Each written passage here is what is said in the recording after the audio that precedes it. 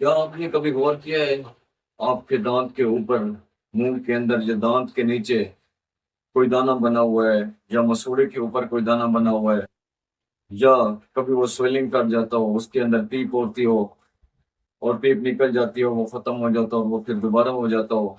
इसको हम क्या कहते हैं? इसको हम कहते हैं डेंटल एब्सेस। और आज हम इसके बारे में बात करेंगे।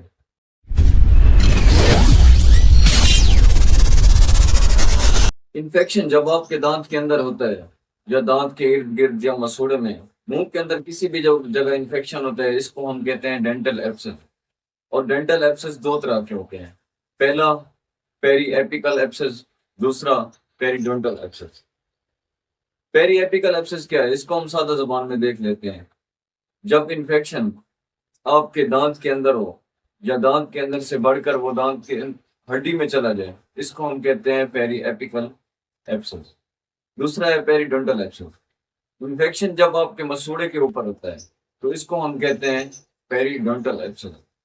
अब जब ये इन्फेक्शन आपको हो जाता है, तो इसकी अलामत क्या है, इससे हमने बचना कैसे है, इसका इलाज कैसे है, और ये क्यों होता है, इसके बारे में हम डिस्कस करेंगे। तो पहले हम इसकी अलामत देख लेते हैं। सबसे पहले आपको दांत के अंदर शदीद किस्म का दर्द होगा, जहां आपको इन्फेक्शन है। ये दर्द वहां से हरकत करके आपके कान, आपकी गर्दन या आंख के नीचे भी हो सकता है। तो इस इन्फेक्शन की वजह से, इस पेन की वजह से आपके मुंह में स्वेलिंग भी हो सकती है, मुंह के बाहर भी स्वेलिंग हो सकती है।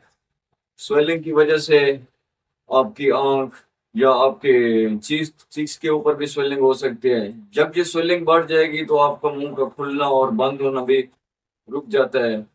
जैसे जैसे ये इन्फेक्शन बढ़ता जाएगा, स्वेलिंग बढ़ती जाएगी, आपकी प्रॉब्लम बढ़ती जाएगी। तो इस प्रॉब्लम की वजह से आपके खाने पीने का जो प्रोसेस है वो भी सही नहीं होगा। अब आपने करना क्या है? अब आपने फौरन डॉक्टर से, अपने करीबी डेंटिस्ट से अपॉइंटमेंट लेनी है और डॉक्टर के पास चले जाना है। लेकिन अगर किसी मजबूरी की वजह से आपको अपॉइंटमेंट नहीं मिल रही, या आप किसी भी मजबूरी की वजह से लेट हैं, तो फिर आप क्या कर सकते हैं? तो इस सूरत में आप पेन किलर लें। पेन किलर में आप पैरासिटामोल, इनसेड, सनफ्लेक्स कोई भी ले सकते हैं। लेकिन ये उस सूरत में लेनी है जब आप बिल्कुल हेल्दी हो।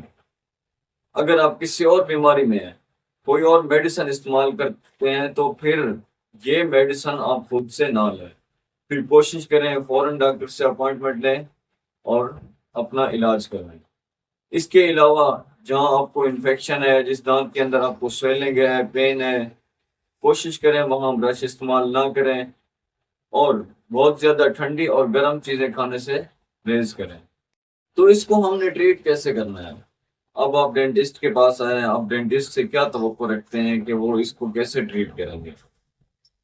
तो सबसे पहले जो हमने करना है, जो काज है, इन्फेक्शन की वजह है, सबसे पहले हमने उसको रिमूव करना है। उसको, वो दांत भी हो सकता है, या तो हम दांत को निकालेंगे, या हम उसकी रूट कैनाल ट्रीटमेंट करेंगे। अगर दांत बच सकता है तो हम उसको नहीं निकालेंगे, फिर उसकी रूट कैनाल ट्रीटमेंट करेंगे। अगर दांत वो नहीं बच सकता, तो फिर हम उस दांत को निकाल देंगे। लेकिन आपने डरना नहीं है। हम आपको पहले लोकल एनेस्थीसिया देंगे, उस जगह को सुन करेंगे, फिर आपका ये सारा प्रोसेस होगा। तो ये आपकी ट्रीटमेंट है। अब हम इससे बच कैसे सकते हैं? आपको क्यों डेंटल इन्फेक्शन हो जाता है?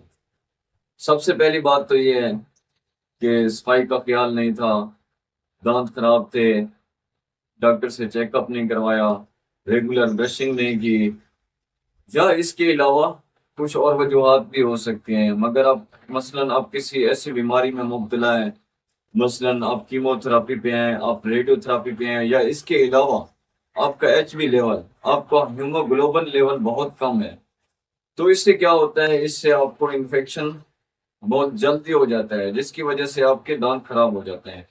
तो इस सूरत में आपने फौरन डॉक्टर से अपॉइंटमेंट लेनी है और अपना चेकअप करवाना है।